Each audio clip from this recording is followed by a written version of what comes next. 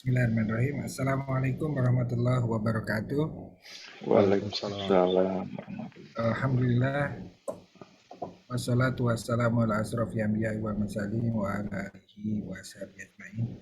Asyhadu an la ilaha illallah wa asyhadu anna Muhammadan abduhu wa rasuluh. Allahumma sholli ala Muhammad wa ala ali Muhammad fil alamin innaka Hamidum Majid. Amma ba'du. Alhamdulillah, puji syukur kepada Allah, malam hari ini kita dapat berjumpa kembali di Berzoom. Jumat pagi melalui media online Zoom.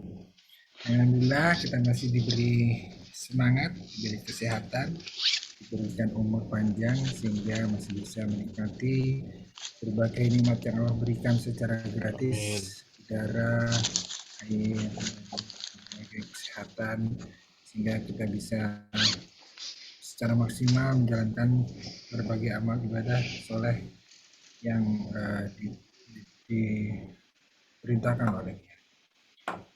Semoga apa yang kita lakukan pada malam hari ini pun bisa juga dinilai oleh ibadah sebagai ibadah silaturahim, sebagai ibadah thalabul ilmi, sebagai ibadah wa tawassaw bil haq wa tawassaw bis sabr. Salam dan salawat semoga tetap tercurah untuk junjungan kita Nabi besar Muhammad Shallallahu Alaihi Wasallam, Sallallahu alaihi wasallam. saudara keluarganya, para sahabatnya, tabiin, para alim ulama serta umat Islam yang memperjuangkan agamanya, dan semoga kita termasuk dalamnya. Amin amin. Amin. Amin. Teman-teman sekalian, Iwan rahimakumullah, malam hari ini kita kembali melanjutkan seri kisah Nabi dan Rasul. Mungkin nanti sudah sampai ke kisah Nabi Muhammad, dan ketika sampai ke kisah Nabi Muhammad SAW, mungkin nanti serinya akan berbeda lagi, Ustaz. Ya, saya Sudah pakai yang sampai dulu nanti. nama pakai seri, ada serinya nanti. Iya, nanti kita lanjutkan itu. Tapi yang penting kita tuntaskan dulu sampai hingga ke Nabi Muhammad Nabi SAW. terakhir Nabi Harun kita. Ya, Sekarang oh, Nabi ya, Musa dan Nabi Harun, Musa sekarang Nabi Harun. Ilyas. Ya. Ya.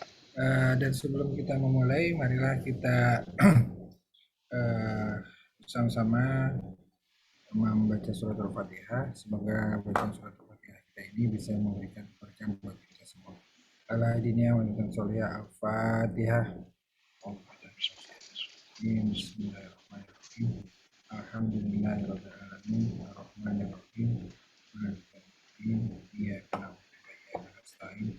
Ihdinas siratal mustaqim. Siratal ladzina an'amta 'alaihim ghairil maghdubi 'alaihim waladdallin. Terima kasih. Dan selanjutnya silakan Pak Didi, Ya, Ustadz Bradir kita Arif menyampaikan. Bismillahirrahmanirrahim. Alhamdulillah, salatu wassalamu ala rasulullah wa alihi washabihi ajmain. Kita mulai pertemuan kita malam ini dengan berkisah. Awalnya judul besarnya iman kepada Nabi dan Rasul adalah upaya kita untuk mengenal yang sering kita sebut dalam ayat surah Al-Fatihah.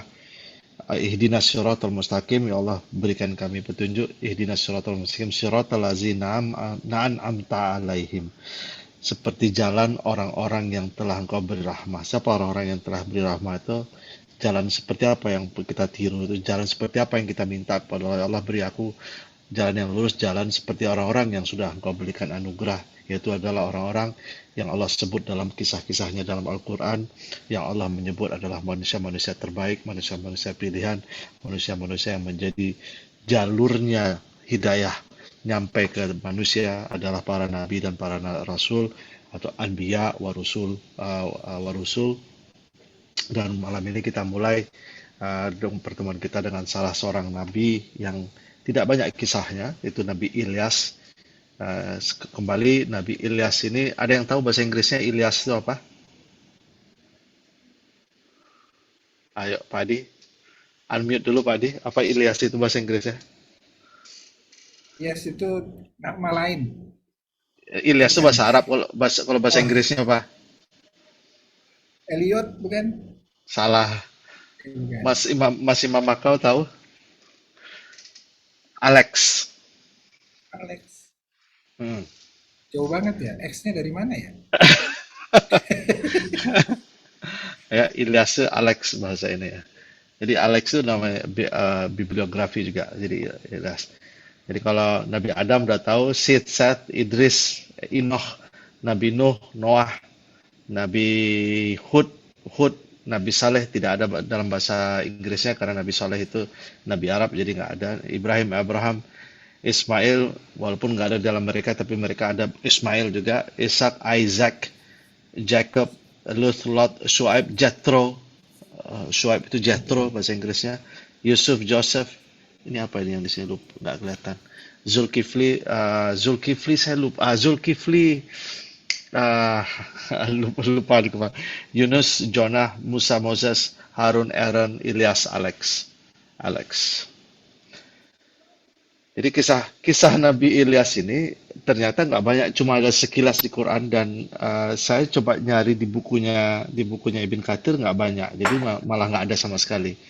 Jadi kisahnya wa innahum indana laminal apa itu laminal mustafa ini Mustafa itu artinya orang-orang yang dipilih dan sungguh mereka di sisi kami adalah orang-orang yang terpilih. Mustafa ini mereka orang terpilih, al ahyar dan orang-orang yang baik, ya akhyar akhyar itu baik, jadi orang-orang pilihan dan orang-orang berbaik. Siapa mereka? Yaitu ada Ismail, Ilyas dan Zulkifli, ya. Wa kullu minal akhyar, mereka itu semua adalah orang-orang baik. Jadi nabi-nabi itu pilihan terbaik. Jadi nggak banyak kisahnya sama sekali, cuma Allah menyebutnya dalam Al-Quran cuma sekali, Ilyas itu. Dan kemudian berikutnya adalah kisah mengenai Nabi Daud alaihissalam. Jadi kalau Di Nabi Ilyas tafsirnya kan pun nggak ada penjelasan nggak banyak Israiliyatnya penjelasan, ya. nggak banyak sama sekali dan cuma beberapa paragraf aja kalau di Israel, lahir di sini apa di sini, jadi saya cuplik Nggak karena ada mungkin mujizat juga ya. nggak banyak kisahnya. Berikut Nabi Daud alaihissalam. Kalau Daud tahu bahasa Inggrisnya? David, David. David, tahu kalau ya. Jadi itu gampang itu David. Nah, kalau Nabi Daud, jadi kisah Nabi Daud ini berawal dari ada dua pasukan yang sedang berperang. Jadi ada pasukan baik dan pasukan buruk ya. Jadi kalau dalam bahasa Inggrisnya Goliath, pernah dengar Goliath? Jadi Goliath itu ada pasukan yang dipimpin oleh Goliath. Dia tuh kayak raksasa besar gitu ya.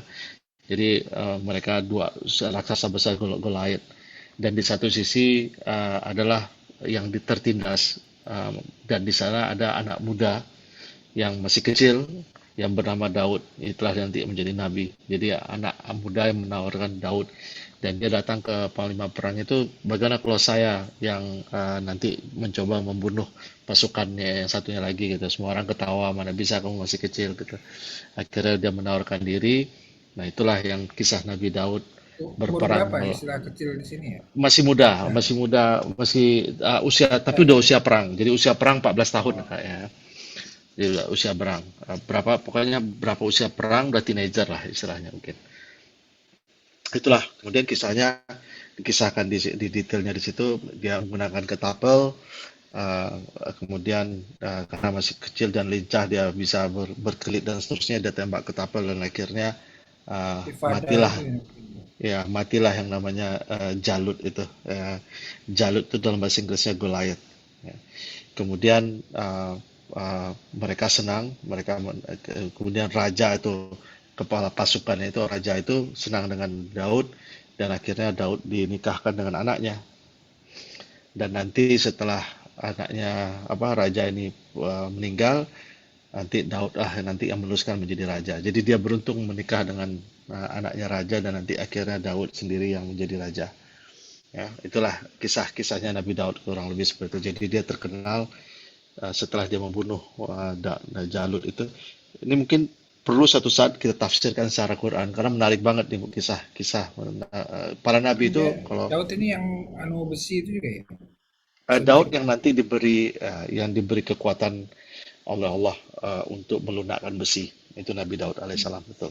Jadi Nabi Daud ini nanti menjadi raja, kemudian anaknya Nabi Sulaiman dianugerahkan atau diwariskan raja kerajaannya. Ini ada Jadi hubungannya dengan Samson nggak ya? Samson, Hercules Sam, itu Samson dan Delilah. Samson dan ya. Delilah.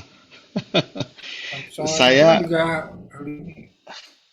Ya kalau misal dikaitkan kan sama dengan Kung Fu Panda. Kalau Kung Fu Panda itu kan dia diselamatkan dari air. Jadi kayak kisah Nabi Musa itu kalau Kung Fu Panda itu. Ya kan?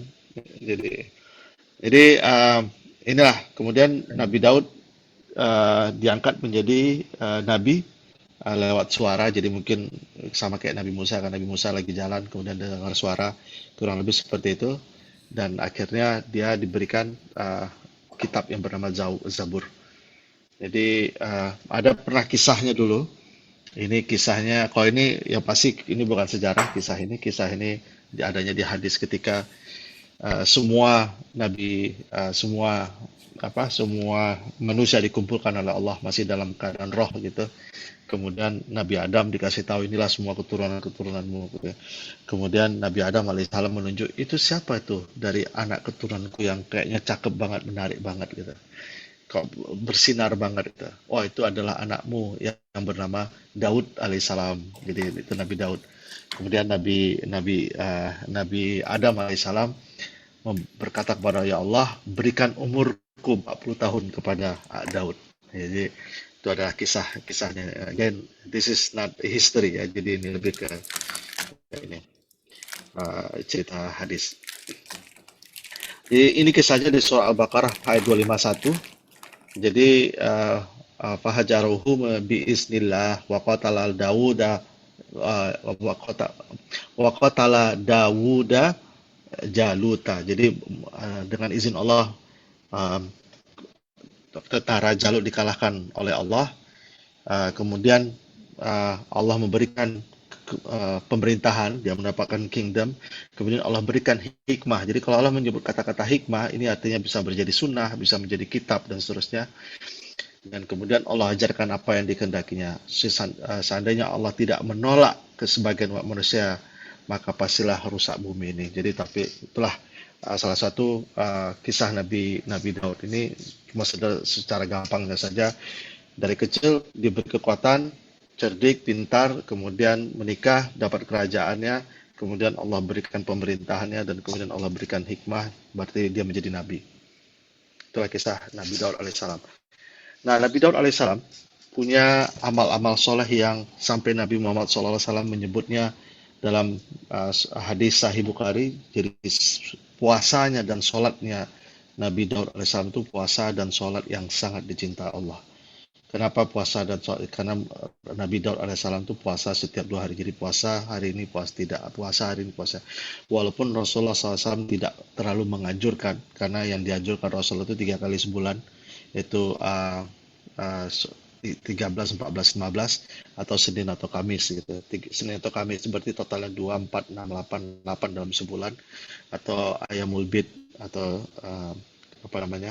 puasa putih 13, 14, 15 3 kali dalam sebulan. Tapi Nabi Daud alaihissalam itu kemudian datang orang berkata Rasulullah menganjurkan 3 kali dalam sebulan karena orang itu maksa akhirnya Rasulullah ya kalau kamu kuat bolehlah kamu puasa Daud. Jadi kalau kuat yakin boleh pakai puasa Daud. Jadi ternyata lebih kita berbeda banget sama zaman kita. Zaman kita tuh apa urusannya makan, ngumpul makan apa makan. Tapi ternyata dengan sering lebih banyak puasa itu justru ternyata perbuatan atau amal yang dicintai Allah, maka dampaknya insya Allah memberikan kesehatan. Dan Nabi Daud alaihissalam juga kalau sholat itu luar biasa ininya apa dan kalau sholat malamnya terkenal. Jadi sampai-sampai Rasulullah memujinya sendiri puasa dan sholatnya Nabi Daud alaihissalam adalah puasa yang dicintai oleh Allah Subhanahu Wa Taala. Maaf Pak Didi, saya mau bertanya. Bentuk sholat seperti apa Pak ya? Kan pada Itu dia. zaman Ya. Jadi gitu. biasanya dalam kalau pertanyaan-pertanyaan seperti itu sampai sekarang kita tidak pernah didetailkan seperti apa bentuk sholatnya Nabi Daud, bentuk apa seperti sholatnya Nabi Adam, sholatnya. Jadi yang pasti disesuaikan dengan kemampuan dan keinginan dan kekuatan zaman waktu itu. Jadi tidak ada dalil yang mengkisahkan seperti apa. Karena misalnya saja ketika Umar bin Khattab pernah menemukan secarik kertas yang ternyata carikan kertas itu bekas robekan atau sobekan dari tulisan dari Taurat. Kemudian oleh Umar bin Khattab disampaikan kepada, ya Rasulullah, aku menemukan Taurat. Kemudian kata Rasulullah, seandainya Musa hidup sekarang, dia akan beribadah sepertiku. Gitu. Ya, artinya tidak penting lagi, kata Nabi Muhammad. Jadi seperti apa sholatnya, walau alam, kita nggak tahu. Puasanya juga, kalau misalnya kalau kita lihat Maryam alaihissalam, ketika Maryam diperintahkan untuk ketika dia anaknya Nabi Isa alaihissalam keluar melahirkan gitu, kemudian kata Allah, nanti kalau kamu kembali ke kaummu, berpuasalah kamu dan jangan bicara. Jadi seakan-akan, nih para ulama bercerita, seakan-akan puasanya Nabi Isa waktu itu adalah puasa termasuk nggak ngomong. Jadi ketika diperintahkan puasa sekarang nggak ngomong gitu. Jadi bisa jadi puasanya nggak makan, nggak minum, sama nggak ngomong. Kan seru juga gitu kan. Kalau kita yang nggak bisa, gimana mau meeting gitu kan. Nah, jadi walau alam seperti apa. Nah, bahkan pun kalau kita lihat puasanya puasanya dan cara sembahyangnya orang Yahudi sekarang ini, ada yang bilang mirip-mirip sama Islam gitu. Tapi apakah itu otentik, kita juga nggak tahu. Apakah sudah dirubah dari ajaran Nabi Musa, kita nggak tahu. Jadi yang pasti kalau mau Yahudi Ortodok itu, dia nggak boleh wudhu kecuali di air yang mengalir. Jadi kalau masuk ke sinagog, udah pernah ke sinagog? Kalau masuk ke sinagog itu mereka uh, kayak dialirin air ke atas, jadi kayak air mancur. Di situ mereka ambil wudhunya. Jadi nggak boleh pakai keran gitu. Jadi harus kayak air ini. Itu kalau ortodoksnya seperti itu. Yang saya dengar, saya sendiri belum pernah lihat, tapi ya begitu karena dalil mereka ini. Makanya halal mereka atau koshernya mereka itu pisaunya harus khusus, piringnya harus khusus, doanya harus khusus. Jadi lebih ketat lagi dibanding halal. Nah katanya seperti itu lebih. Kalau sama satu lagi, kalau misalnya mereka dulu beribadah hari Sabtu kan, hari Sabat, Sabat itu artinya Sabtu.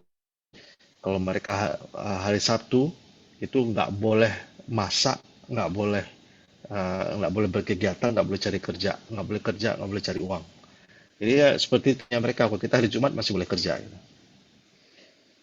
Jadi seperti apa, nggak ada dalil secara spesifik yang pernah saya baca.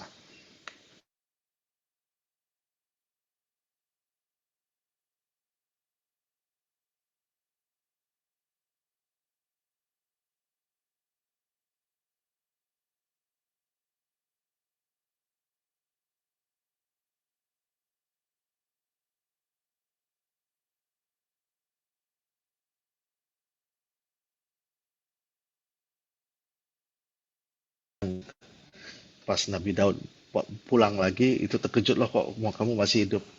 Akhirnya Nabi Daud memaafkan Talut. Dan itulah kemudian dia menjadi raja setelah kematian Talut. Jadi ada Talut, ada Jalut, ada Daud. Jadi Talut yang baiknya, Jalut itu yang dibunuh waktu Nabi Daud masih kecil. Kalau Talut ini ayah mertuanya. Nah, Raja Daud atau King David, jadi kalau pernah dengar kata-kata King David, itulah Raja Daud alaihissalam, terkenal baik dan adil.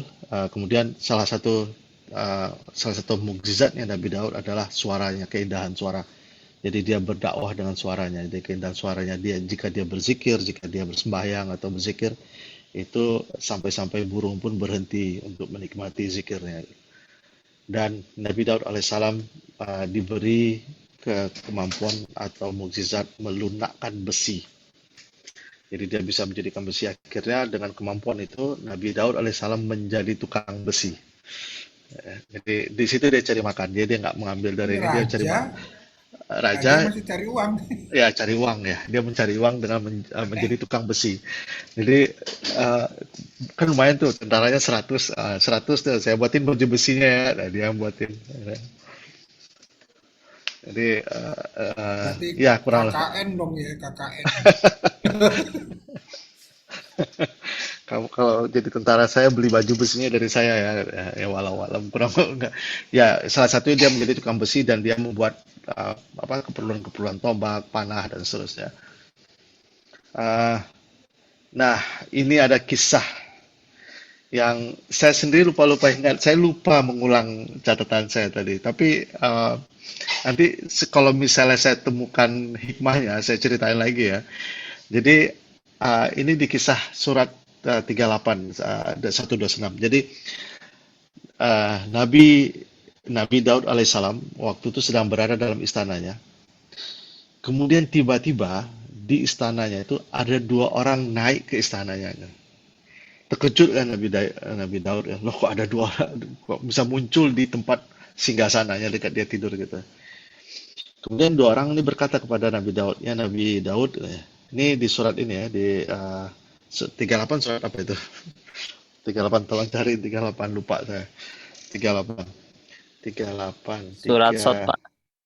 surat Sof ya, surat Sof. Siapa Sot, itu sot, yang barusan? Sot. sot. Oh ya. Surat sot.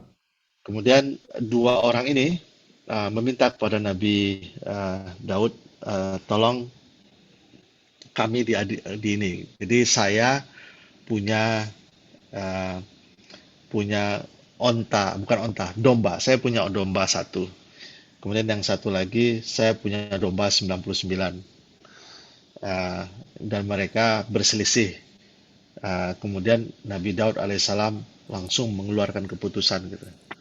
Jadi dan setelah Nabi Daud mengeluarkan keputusan, kemudian Nabi Daud tahu ternyata, nah ada yang bilang bahwa dua orang ini ternyata malaikat pura-pura menyamar, atau soalnya nggak mungkin dia bisa lewat istana tanpa harus ketangkap sama tentaranya ini kan, penjaganya istana.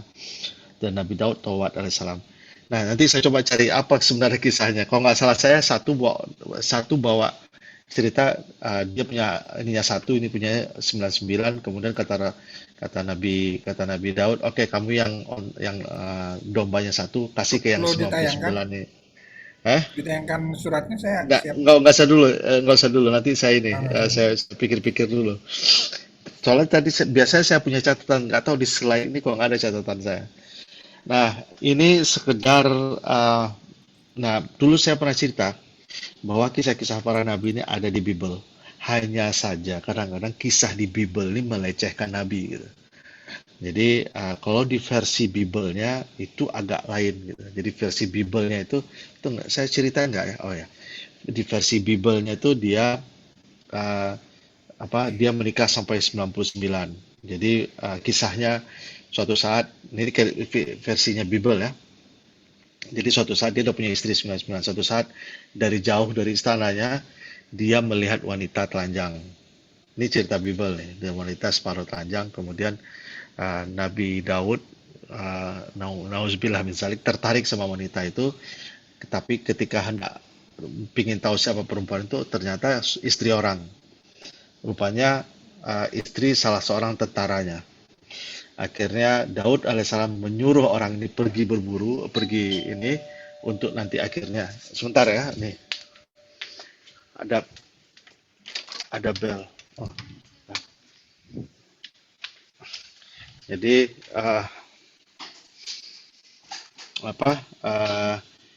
sampai di mana tadi? Nyuruh Oh ya, berperang. disuruh berperang, kemudian akhirnya orang itu berperang dan dia kalah, dan kemudian Nabi Daud mencuri istrinya. Jadi itu versi Bible. Jadi makanya kadang-kadang mengerikan sekali ya versi. Jadi mereka tidak bisa melihat itu sebagai suatu nabi, itu saat nabi berbuat seperti itu. Itu versi Bible. Kemudian Nabi kisah wafatnya Nabi Daud itu wafat, dan itu meninggalnya mendadak, dan ketika meninggalnya itu sampai dihadiri oleh 4.000. Jadi untuk zaman dulu mungkin cukup banyak ya, dan dikuburkan. Nah itu yang dikisahkan, menguburkan. Kemudian akhirnya anaknya waktu itu Nabi Sulaiman alaihissalam memanggil burung untuk ditutupi ketutupnya. Jadi itulah kisahnya. Jadi Nabi Daud itu punya 19 anak, dan satu diantaranya adalah Nabi Sulaiman alaihissalam. Ini berarti Jadi Nabi Sulaiman sudah punya mukjizat sejak sebelum jadi raja ya? iya, kayaknya udah menjadi nabi dia waktu itu. Oh sudah ya? Kemungkinan besar udah menjadi. Dia kan diberikan mukjizat. Baru nabi dia diberikan mukjizat. Oke, apa catatan saya di sini? Sulaiman agama. Oke. Ya, jadi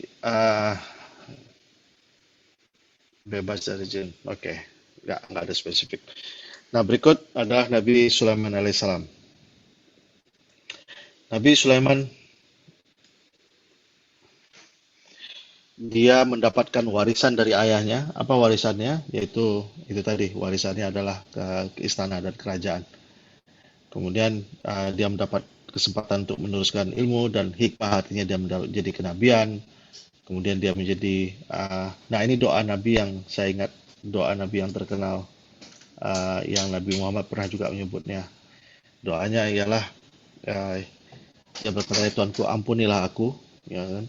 Qala rabbighfirli wahab li mulkan, dan berilah aku kerajaan yang tidak pernah manusia satupun memilikinya. Jadi itu salah satu doanya Nabi Sulaiman. Dia meminta kepada Allah, ya Allah beri aku kerajaan yang tidak ada orang lain bisa punya kerajaan kecuali aku gitu. Jadi itulah maka dia diberi kerajaan, diberi kemampuan, tentaranya sampai bicara sama hewan. Dan juga salah satu keistimewaan Nabi Sulaiman atau mukjizat Nabi Sulaiman adalah dia bisa memimpin para jin. Jadi the Temple of Solomon itu yang sekarang Masjidil Aqsa itu awalnya dari Nabi Sulaiman alaihissalam, dan itu dibuat oleh permata-permata yang jin yang diperintahkan oleh Nabi Daud dan Nabi Sulaiman langsung mengambil ke dasar-dasar laut untuk mengambilnya. Jadi luar biasa Nabi Sulaiman ini. Kalau sekarang Nabi Sulaiman ini ada, bisa mengalahkan seluruh dunia, bisa mengalahkan Rusia karena dia bisa mengendarai angin. Jadi orang kalau udah bisa mengendarai angin, misalnya kayak topan Katrina, itu semua hancur. Jadi misalnya kalau mau perang gitu kan, Sulaiman perang sama Rusia gitu, udah tinggal gampang, tinggal ngirim angin, ya, ngirim angin, hancur semua gitu. Jadi kalau udah ada, kalau misalnya makanya doanya Nabi Musa nggak tanggung-tanggung, ya Allah beri aku kerajaan, kekuasaan yang tidak ada manusia bisa kuasai. Jadi kalau udah ada, jadi dia bisa bicara sama semua hewan. Kemudian dan dia juga diberi kemampuan menguasai angin, dan dia bisa menguasai diberi kemampuan menguasai jin. Coba lah kalau udah punya angin sama jin gitu, nggak ada satupun Rambo pun nggak bisa ngalahin gitu. Amerika Serikat dengan kekuatan nggak akan bisa ngalahin. Ya dikirim angin atau dikirim jin aja semua pada kesurupan gitu. Jadi itulah Sulaiman adalah Disantet semua ya. jadi kena santet semua ya. Luar biasa memang kan. Jadi saya bayangin, kalau udah kayak gini nggak ada yang bisa ngalahin gitu. Jadi Nabi Sulaiman ini adalah ya anugerah yang Allah berikan kepada Nabi Daud. Nah, ini saya juga lupa-lupa kisahnya, tapi ada salah satu kisah yang yang diambil di sini, yaitu Nabi Nabi Daud dicoba oleh Allah dengan kuda bagus. Saya juga harus mencari catatan lagi. Jadi dicoba dengan Allah. Jadi ketika Nabi Daud ini Nabi Sulaiman ya. Nabi Sulaiman ini apa yang kuda elitnya? Sebentar.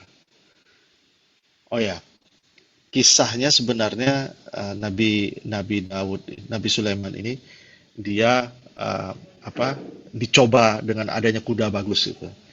Jadi kalau di versinya Israeliat dia membunuh kuda. Kalau di versinya Quran dia cuma mengusap kuda. Kemudian dia ingat bahwa kuda-kuda perang ini, kuda-kuda ini adalah anugerah dari Allah, dan dia merasa mencoba menjadi satu sarana untuk mendekatkan diri ke Allah. Saya buat catatan kaki, saya harus nyari ini kisah detailnya seperti apa. Kemudian Nabi Karena itu Sulaiman, Pak, yang kudanya kebanyakan. oh Dia ya, kuda. ngitung kudanya, terus jadi dia lupa udah lewat waktu sholat. Ya, itu versinya. Karena saking banyaknya. Tapi ternyata itu pun ada dua versi. Makanya saya lupa versi yang kedua. Jadi versi yang pertama gini. Versi yang pertama itu salah satu tugasnya sebagai raja adalah memeriksa kendaraan perang lah istilahnya. Waktu itu kuda kendaraan perang kan. Jadi Nabi Isa tuh mendatangi setiap kuda, kemudian dia belai semua kuda itu satu-satu sampai kehilangan waktu sholat asar. dan itu wa wahab lana Dawuda Sulaiman. Jadi kemudian Sulaiman kehilangan sholat asarnya. Jadi hilang sholat asar kan. Hikmahnya adalah kehilangan sholat asar ketika menyelenggarakan konvensi atau tabligh akbar diperbolehkan. Sampai saya dengar sampai punya catatan seperti itu. Jadi sholat asar itu memang sholat asar itu sholat yang paling mungkin bapak-bapak di sini yang kalau Mas Andi enak dia udah ada ruang sholat banyak ya. Kalau di sini mungkin sulit. Salah satunya adalah godaan sholat asar itu. Jadi ada orang yang mengkaitkan Nabi Sulaiman ketinggalan sholat asar karena ngurus kuda. Itu ya Mas Andri ya? Kurang lebih Itu di gitu ya? tafsir Dua Jalal, Pak. Ya, Di di tafsir jalan lain. Dua Jalal itu. Ya, di tafsir dua jalan seperti itu. Oke, kemudian menjinakkan angin, kemudian mengerti bahasa hewan, ya, dan bisa menguasai jin untuk konstruksi dan penambangan mineral. Jadi luar biasa itu eksplorasi dan seterusnya itu dilakukan oleh ini. Saya ada 4 catatan. Yang pertama ada 4 versi. Yang pertama versi pertama. Perlu nggak saya ceritain? Sebelum ini lanjut ini, kenapa jin setan ya? Kenapa nggak jin aja? Kenapa setan juga? Saya lupa, mungkin harusnya jin harusnya. Harusnya bukan setan. Uh, uh, saya lupa code-nya, jadi saya nggak nulis catatan kaki. Kenapa saya tulis setan? Tapi ya harusnya jin, mau nggak saya jin. Apakah jinnya jin beriman? Saya nggak tahu. Nah, tunggu, ini catatan saya. Oke, ini nantilah saya. Ini utang saya nih satu nih. Ada satu kisah mengenai Nabi Sulaiman ini yang agak karena bercampur-campur dengan Israeliat, jadi saya lupa yang mana yang salah satu. Tadi untung Mas Andri ingatin tadi yang mengenai kehilangan sholat asar. Nah, salah satu kisah Nabi Sulaiman adalah ini menarik nih. Ini adalah bahwa tentara Nabi Sulaiman itu mengkubi manusia, jin dan burung, ya kan? Kemudian ketika mereka berjalan, waktu mereka berjalan tiba-tiba ada sekelompok semut yang melihat Nabi Sulaiman dan tentaranya. Kemudian semut ini saya mau berkisah sedikit. Ini agak unik di sini ya. Hatta iza atau ala watin namli ini semut. Hingga apabila mereka sampai di lembah semut, berkatalah seekor semut. Nah ini yang menariknya sini. Kolat namlatu. Kolat nih, kalau kola itu laki-laki, kalau kolat itu perempuan. Jadi ketika ayat Quran berkisah mengenai semut-semut itu berkata, wahai para semut, ya ayuhan namal, wahai para semut, masuklah ke dalam sarang-sarangmu agar kamu tidak diinjak oleh Sulaiman dan tentaranya. Yang menarik dari sini, kenapa ayat ini memakai kata-kata kolat? Artinya perempuan. Jadi tentara semut ini tentara semut ini mengenal Nabi Sulaiman. Ya, apakah semut itu mengenal manusia? Walau alam. Apakah semut itu tahu ada manusia tertentu? Kalau dari sini seakan-akan semut bisa mengenal manusia. Jadi mungkin para ahli biologi atau zoologi bisa menjadi ini nih. Bisa menjadi tantangan untuk mencari tahu seperti apa. Yang pertama. Yang kedua, pakai kata-kata kolat. Ya, jadi ada semut wanita atau semut perempuan yang ya ayuhan namal, yang dia bisa ngomong semua semut dengar. Nah, ternyata semut itu ininya ratu. Pemimpinannya ratu. Dan semut itu bisa berdialog. Gimana cara dia? Dia cuma menyampaikan dengan semut yang di sekeliling dia. Semut yang sekeliling dia tuh akan menceritakan ke semuanya. Jadi dia menceritakannya seperti itu. Tepuk bahu gitu. Iya. Dan menariknya lagi, perkataan semut itu Allah rekam di dalam Al-Quran. Jadi percakapan semut ini tidak remeh. Kenapa tidak remeh? Sampai-sampai Allah mencatatnya dan merekamnya menjadi kalam Allah dan dimasukkan dalam ayat Al-Quran, petunjuk bagi manusia hingga di akhir hayat. Subhanallah. Jadi kata-kata semut itu menjadi ini bagi kita. menjadi sesuatu yang harusnya bisa kita refleksikan. Itu yang kisahnya. Kemudian percakapan semut yang direkam dalam Al-Quran. Nah, Qubat al-Sakhrah ini yang kalau kita lihat di Masjid Al-Aqsa itu ada kubah yang warnanya dome Dome of the Rock itu adalah tempat awalnya Nabi Sulaiman yang buat itu. Jadi batu besar yang dibangun di tempat ibadah itu, yang sekarang disebut ada Dome of the Rock itu. Dan kemudian itu hilang lagi, kemudian pada zaman Khalifah Abdul Malik ya, di Abbasid kalau nggak salah, itu dibuat lagi, ditumbuhkan lagi, yang bentuknya sebagai kubah. Nah ini sekedar ini aja nih, sekedar anekdot aja sedikit. Kubah yang kalau kita lihat misalnya di mana-mana kalau lihat ikon ada kubah kemudian ada minaretnya, itu pasti identiknya dengan masjid ya. Jadi kalau ikon di handphone atau di apa gitu, kubah kemudian ada minaretnya satu, itu selalu ada masjid. Waktu saya, mungkin Mas Andri tahu ya, waktu kita dulu pernah diskusi hendak membangun masjid di Masjid Ismail, salah satu perdebatannya adalah kita harus pakai kubah, kita harus pakai minaret gitu. Jadi seakan-akan kubah sama minaret itu adalah lambang Islam. Sebenarnya kubah itu dan minaret itu adalah lambang gereja Bizantium. Jadi itu arsitektur yang sudah ada lama, bukan arsitektur Islam. Hanya saja waktu di zaman Ottoman itu dipakai lambang itu, jadi menyerupai seperti itu. Jadi makanya ada kubah. Makanya kalau kita pergi ke tempat ini, ke tempat Masjid Nabawi, itu kubahnya itu warna hijau. Itu kubah itu nggak ada di zaman Rasulullah. Itu kubah itu belakangan. Itu salah satu khalifah, saya lupa khalifah mana ya. Dan itu kubahnya itu dulu ganti khalifah, ganti warna itu. Dulu khalifah ini warna putih, dia ganti khalifah, saya suka warna hijau, ganti warna hijau. Kemudian ada khalifah besok ganti kuning, dan ganti-ganti warna itu.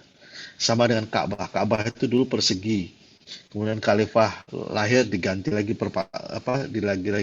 kubus persegi panjang. Nanti khalifah diganti lagi, bolak-balik ganti terus. Itu yang akhirnya sampai satu khalifah tertentu udah kita ada pada bolak-balik main-main, udah tetapkan sampai sekarang. Akhirnya kalau aslinya Ka'bah itu adalah persegi panjang. Kalau sekarang kan udah jadi kubus gitu kan. Dan begitu juga warnanya kubahnya Masjid Nabawi sekarang tetap hijau. Nah, itu yang Dome of the Rock itu yang banyak disangka orang. Masjid Al-Aqsa itu sebenarnya Qubah Al-Sakhrah itulah tempat ibadahnya dulu yang dibangun oleh Nabi Sulaiman alaihissalam. Selamat bergabung Mas Andri dan Pak Bambang. Terima kasih. Kemudian di dalam kisah Nabi Sulaiman juga ada kisah burung hudhud. Jadi kalau burung hudhud ini bahasa Inggrisnya burung hupu, dan burung hupu ini sekarang menjadi, kalau Indonesia lambang kenegaranya burung Garuda, kalau Israel lambang negaranya adalah burung hudhud itu. Jadi burung hupu bird. Jadi burung yang biasa dipakai untuk mencari air gitu. Jadi kalau misalnya orang di hutan gitu, kalau cari burung hudhud itu kalau dia bunyi-bunyi di atas itu berarti di bawah ada air. Itu burung hudhud itu. Jadi pernah kisahnya ketika Nabi Sulaiman mengumpulkan semua para tentara, kemudian pas dihitung, pas di absen, ternyata hudhud tidak ada. Kemudian ketika dicari kemana, sedang pergi ke tempat Sabah. Kemudian datanglah burung itu melaporkan bahwa di tempat Sabah itu ada orang yang menyembah matahari. Itu yang disebut dengan Ratu Bilqis. Ini saya punya ininya ya. Innama minas Sulaimana wa innahu bismillahirrahmanirrahim. Jadi sungguh surat ini yang surat Nabi Sulaiman mengundang pada Ratu Bilqis untuk datang, diundang untuk untuk menemui Nabi Sulaiman alaihissalam, mengundang Ratu Bilqis ke Palestina. Kemudian ratu itu datang, kemudian ratu itu waktu itu syirik ya, kemudian bertanya, dia menolak perang dan akhirnya datang, dan ketika nyampe itu delegasi Ratu Saba itu terkesima. Kemudian Ratu Saba ketika hendak naik ke istananya Sulaiman, alaihissalam, dia pikir istananya lantainya dari air, diangkatnya roknya sedikit, diangkatnya jubahnya, kemudian ternyata itu adalah dari kayak gelas gitu. Jadi dia terpesona dan akhir dia mencoba bersalawat. Mungkin bukan salawat, bersahadah. Mungkin sahadahnya itu asyhadu alla ilaha illallah asyhadu anna Sulaimana Rasulullah. Mungkin seperti itu kurang lebih. Kemudian ya ini dia Allah memberikan ya ini kisah yang tadi masih kunjungan ratu. Jadi nah ini dulu pernah kita bahas ya Pak Adi ya mengenai jin ifrit ini. Jadi ini sekedar kisah aja nih.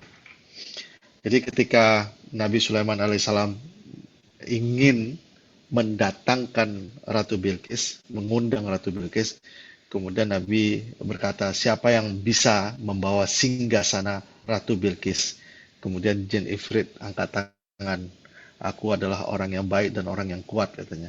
Aku akan bisa memindahkan singgasana Bilqis dalam sekejap. Jadi kalau misalnya Ratu Bilqis tinggalnya di Yemen atau di Yaman, kemudian Nabi Sulaiman tinggalnya di Palestina, dari Palestina ke Yaman itu 4 jam terbang, bolak-balik 8 jam terbang. Jin ifrit bisa terbang dari Palestina ke Yaman, kemudian mengambil singgasana itu, dan singgasana itu dibawa balik lagi ke ini dalam hitungan split second. Berarti itu yang saya bilang jin punya kemampuan merubah massa menjadi energi, kemudian energi menjadi massa, kemudian ditransferkan dengan kecepatan suara. Jadi itu yang akhirnya begitu nyampe Ratu Bilqis nyampe ke Nabi Sulaiman dan melihat lantai yang terbuat dari air, kemudian dia terkesan dan dia bersahadat. Apalagi ya, jin-jin yang disuruh Nabi Sulaiman sebagai pekerja konstruksi, kemudian makanya saya sebut setan kali ya tadi ya. Mungkin karena salah satu adalah bentuk hukuman.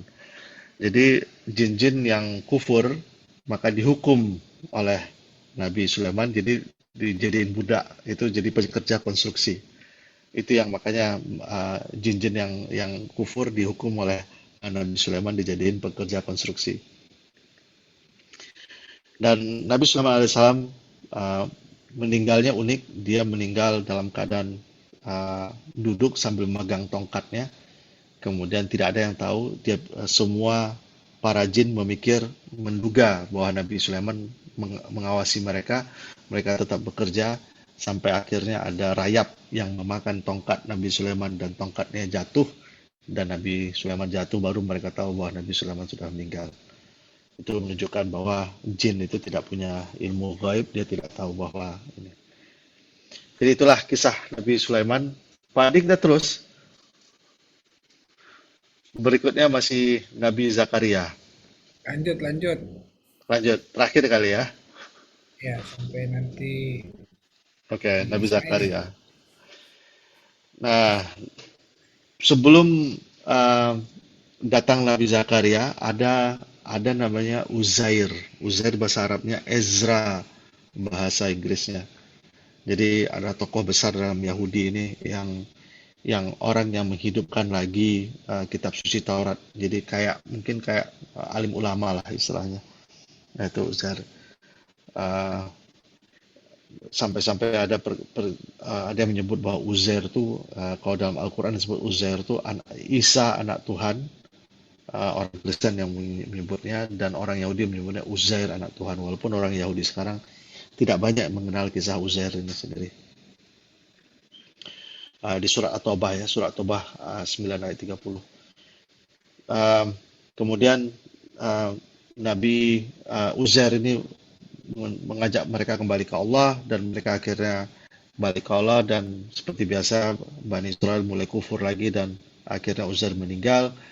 Dan setelah kekufuran mereka, akhirnya Palestina dikuasai lagi oleh jadi Palestina ini sejak zaman dahulu dikuasai oleh pasukan asing terus, dari Yunani sampai terakhir Ottoman, dan sekarang diduduki oleh Israel dan seterusnya. Jadi zaman dulu pernah diduduki oleh Yunani. Jadi Yunani juga pernah, kemudian kemudian hukum Allah dihancurkan dan semua mereka akhirnya buat patung-patung berhala di situ. Jadi ketika orang-orang Bani Israel lupa sama ajaran agamanya, Allah menjadikan ada kekuatan lain yang menduduki dan menghancurkan kehidupan mereka. Jadi ketika kita zaman sekarang ini, kalau kita mau merefleksikan, kalau semakin kita menjauh dari Allah, tidak mau bersatu dan seterusnya, akhirnya kita dikuasai oleh inilah ekonomi, secara ketentaraan kita dikuasai oleh orang asing. Zair ini masuk ke mana ya? Uzair, kisah Uzair itu ada di surat Tobah. Jadi surat Tapi Tobah dia ayat nggak masuk 30. 25 nabi itu ya? Enggak, jadi dia mungkin lebih ke ini kayak apa namanya? Kayak ulama lah istilahnya. PAS Ali Salam. Dia nggak disebut nabi. Uzair. Di sini disebut AS itu berarti karena apa? Apa kisahnya? Kemudian ya ini berulang-ulang sih. Jadi misalnya Nabi Zakaria sebelum lahir Nabi Zakaria ini berulang-ulang kali Bani Israel itu ditindas orang, kemudian balik lagi, kemudian dikirim Nabi, kemudian Nabinya meninggal, mereka kufur, ditindas orang, seterusnya berulang-ulang seperti itu. Jadi akhirnya seperti biasa agama, dan terakhir agama menjadi bisnis, orang-orang agama diperhitungkan, ceramah minta duit dan seterusnya kali ya. Kemudian kalau misalnya hari Sabat nggak boleh masak, tapi kalau misalnya mau masak harus bayar dulu gitu. Jadi kurang lebih itu yang dilakukan oleh pendeta-pendeta waktu itu. Kemudian nabi-nabi juga dibunuh, termasuk nabi ini ya, anaknya Zakaria itu Yahya. Yahya itu termasuk yang dibunuh juga itu. Hingga akhirnya Nabi Zakaria diutus oleh Allah untuk menjadi pemimpin umat agama. Inilah setelah mereka jauh dari agama dijadiin bisnis, nabi-nabi mereka bunuh. Kemudian Allah turunkan Nabi Zakaria alaihissalam. Nah, di usia tuanya Nabi Zakaria itu sampai umur 90 tahun tuh nggak dikaruniai anak. Tapi Nabi Zakaria itu ditugaskan menjaga ponakannya yang bernama Maryam, ibunya Nabi Isa alaihissalam. Ya. Nah, ini sekilas saja waktu Maryam lahir, semua orang rebutan siapa yang mengasuh. Kemudian akhirnya Nabi Zakaria diundi dilempar ke air kan, pakai apa namanya? Pakai balok kayu kecil, dilempar ke siapa yang nggak tenggelam, itu yang jadi akhirnya Nabi Zakaria yang menjadi pengasuhnya Maryam. Nah, ini udah tahu kisahnya, udah pernah saya kisahkan pas cerita tentang Maryam alaihissalam yang diberi makanan, food delivery langsung dari malaikat. Kemudian akhirnya Nabi Zakaria berdoa meminta kepada anak.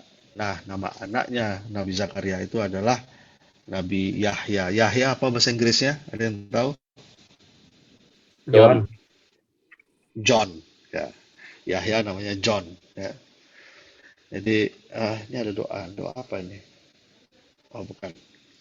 Dan akhirnya berdoa, ya Allah, aku sudah tua, aku sudah tidak mampu, istriku sudah tidak lagi, berikan aku anak, dan seterusnya. Akhirnya Allah mengabulkan doanya, dan malaikat datang. Udah gitu mereka nanya lagi, kok bisa? Ya, kan udah nggak bisa, udah mandul dan seterusnya. Ya bisa lah, kata Jibril, ini Allah. Jadi itu yang namanya mukjizat ya. Dan apa buktinya? Akhirnya mereka tidak bicara 3 hari, itu buktinya. Lahirlah Nabi Yahya alaihissalam waktu itu.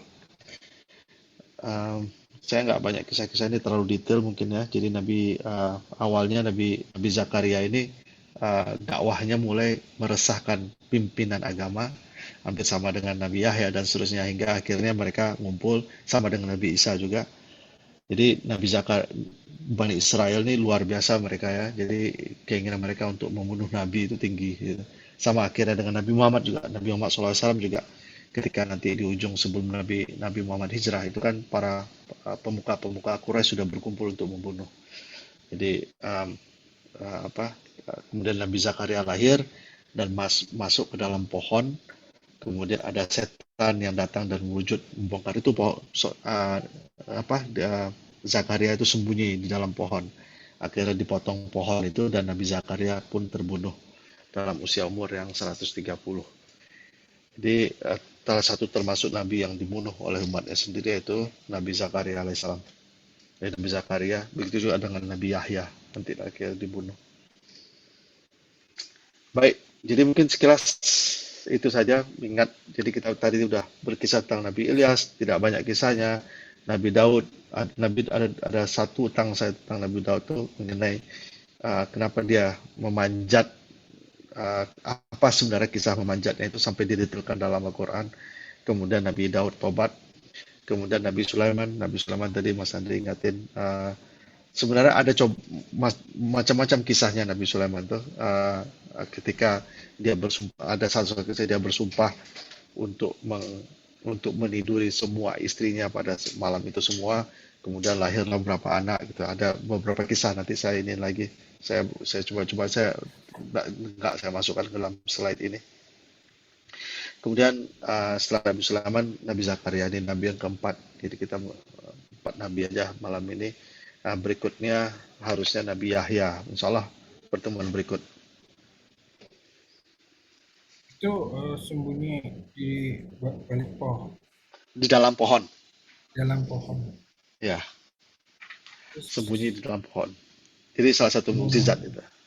pohonnya di depan pakai gergaji listrik gitu. Seret, Enggak tahu, belum ada gergaji listrik.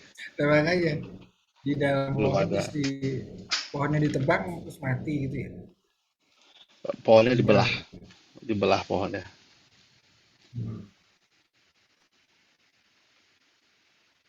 Tapi terbunuh juga ya. Mm-mm. Padahal dia Nabi Zakaria inilah yang merawat Maryam ya, berarti Ya, ada hubungannya Maryam. dengan Nabi Isa ya. Eh, Nabi Zakaria adalah paman. Jadi ibunya Hana, ibunya Maryam itu Hana. Eh, istrinya Maryam adalah kakaknya Hana. Istrinya Zakaria. Istrinya Zakaria itu kakaknya Hana. Oh, Pak Bude berarti. Ya, Pak D kali ya. Kemudian zaman itu wanita itu bisa ditaruh dalam mihrab di dekat rumah ibadah. Jadi mereka tinggal di tempat itu saja. Jadi ketika itu yang kalau zaman sekarang itu menjadi nun biarawati, kurang lebih seperti itu.